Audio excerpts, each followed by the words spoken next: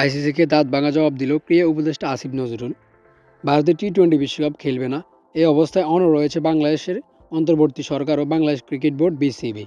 বরং আইসিসির সিদ্ধান্তে অসন্তোষ প্রকাশ করেছেন ক্রীড়া উপদেষ্টা আসিফ নজরুল ও বিসিবি সভাপতি আমিনুল ইসলাম বুলবুল। শ্রীলঙ্কায় ম্যাচ আয়োজনের দাবি মেনে নিতে আইসিসির প্রতি আহ্বান জানিয়েছেন তারা।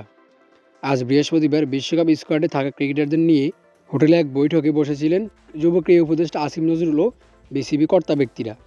পরে গণমাধ্যমের সঙ্গে আলাপকালে যুব ক্রীড়া উপদেষ্টা জানিয়েছেন, সরকারের সিদ্ধান্ত স্পষ্ট, বাংলাদেশ দল ভারতে বিশ্বকাপ খেলবে না। তার ভাষায়, আমরা আইসিসি থেকে সুবিচার পাইনি।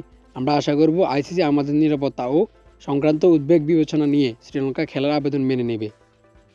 তিনি বলেন, মাথা নত করে দেশের মানুষের নিরাপত্তা ঝুঁকির মধ্যে ফেলে দেওয়ার পরিণতি কী হতে পারে সেটি গুরুত্ব দিয়ে ভাবতে হবে। ক্রিকেটারদের সঙ্গে তিনি ব্যক্তিগতভাবে কথা বলেছেন বলেও জানান। নিরাপত্তা আশঙ্কার প্রসঙ্গে আসিফ নজরুল বলেন, এই উদ্ভিদ কোনো কল্পনার বিষয় না, এটি একটি বাস্তব ঘটনা থেকে তৈরি হয়েছে। আমাদের দেশের একজন সেরা ক্রিকেটার মোস্তাফিজুর রহমানের নিরাপত্তা নিশ্চিত করা যায়নি। সেখানে ক্রিকেটার, সাংবাদিক ও দর্শকদের নিরাপত্তা কীভাবে নিশ্চিত করা হবে, এই প্রশ্ন থেকে যায়, তিনি বলেন। অন্যদিকে বিসিবি সভাপতি আমিনুল ইসলাম বলেন, বাংলাদেশ ক্রিকেট নিয়ে তারা গর্ববোধ করলেও আইসিসির ভূমিকা নিয়ে সন্দেহ তৈরি হয়েছে। বিশ্ব ক্রিকেটের জনপ্রিয়তা যখন কমছে, তখন প্রায় 20 কোটি মানুষের দেশকে এভাবে উপেক্ষা করা হতাশাজনক বলে তিনি জানান। তবে হাল ছাড়ছেন না জানিয়ে বুলবুল বলেন, আমরা আবারও আইসিসির সঙ্গে যোগাযোগ করব। একই সঙ্গে তিনি স্পষ্ট করেন, আমরা ভারতে খেলতে চাই না, শ্রীলঙ্কায় খেলতে চাই।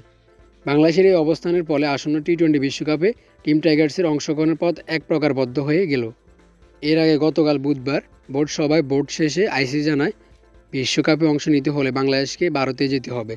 বাংলাদেশ না যেতে চাইলে টুর্নামেন্ট থেকে বাদ পড়তে পারে এবং সেক্ষেত্রে বাংলাদেশের পরিবর্তে অন্য একটি দল নেওয়া হতে পারে।